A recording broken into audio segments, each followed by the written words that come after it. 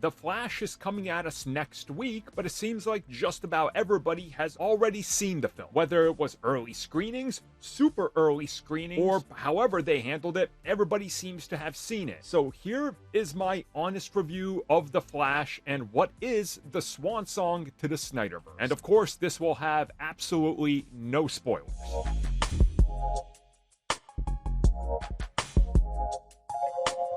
So first and foremost, I want to get this out of the way. I always say, vote with your wallet.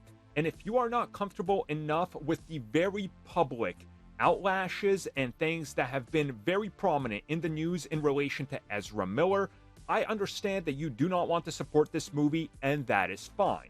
I was lucky enough to not have to pay to watch this movie, so I am not giving them my money and lining the pockets of a criminal. And I also want you to take note of the fact that I will not be incorporating their personal life into this review.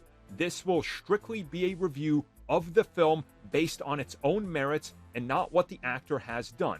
Because I absolutely hate that people target some actors for their actions outside, and then that impacts the actual review.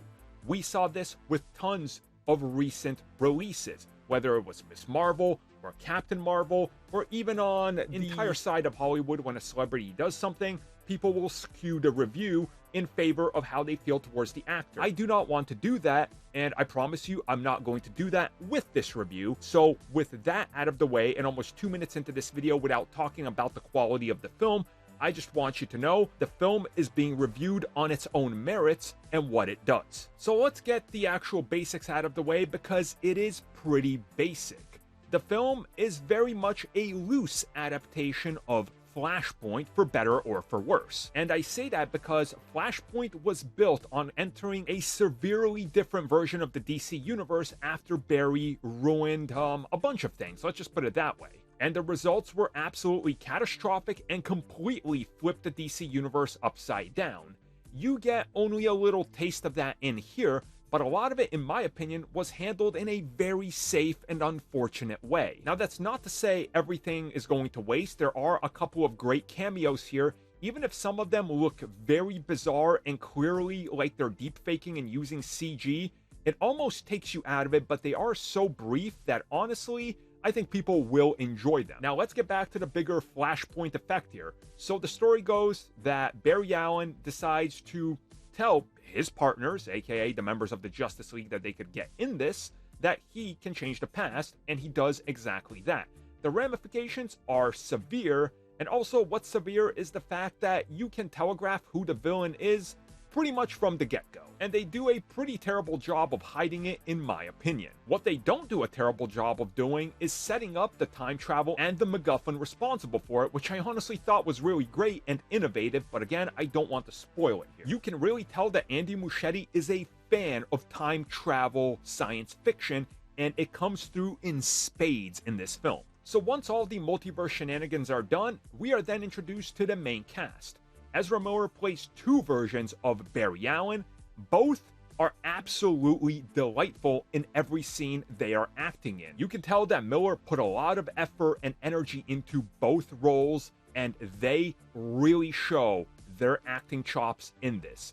Every scene is honestly stellar, and it's unfortunate that, as I mentioned in the beginning, that their personal life and what they've done in public is going to impact a lot of this, because in my opinion, they're great as Barry Allen. At the same time, Michael Keaton is here, and if you figure that some of his line reading felt a little forced and almost like it was a shtick, that's kind of what it comes off as, and honestly, I think they intended it to be that. They know what they were doing, they knew that they wanted the catchphrases, the moments, and the exact beats in the actual trailer, and they put those in the film.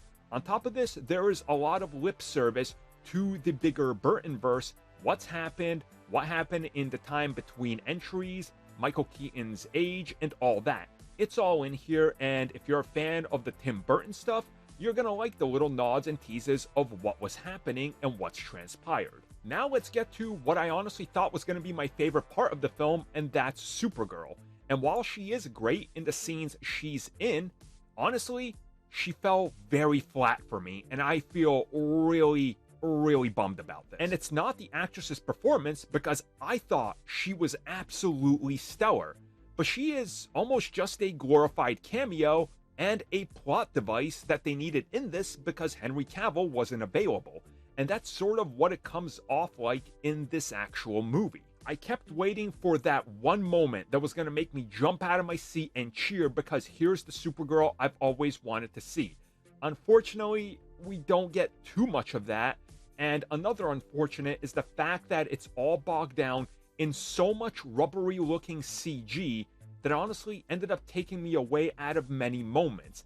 I felt like I was getting PTSD repeats of moments from Ant-Man and the Wasp: Quantumania, Thor: Love and Thunder, and some of the more rubbery looking moments from the last decade of comic book movies. And it didn't help that once again we have to deal with the, you guessed it, the early 2010s laser in the sky effect, and it's here in full swing, and once again it brings you back to a moment you don't want to be reminded of. When it's all said and done, the film has some great visuals, some of the best in the DCEU, and also some of the worst. It also has a lot of pandering to fans, which is honestly expected in these films, and they know exactly what they were doing with many of these scenes, callbacks, references, and what exactly would get a lot of chatter.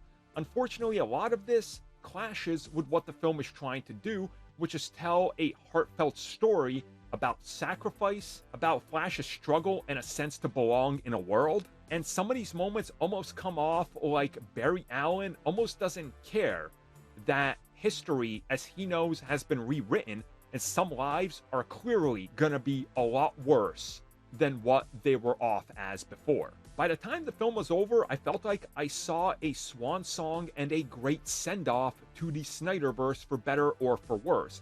And the film, more or less, puts a nice bow and wraps up the Snyderverse, while also not really showing us what the future could fully hold. And maybe that's just me, and maybe I wanted more, and maybe that's fine for some people, but to me, by the end of it, there was still a lot of questions in regards to why the film did certain things the way that it did.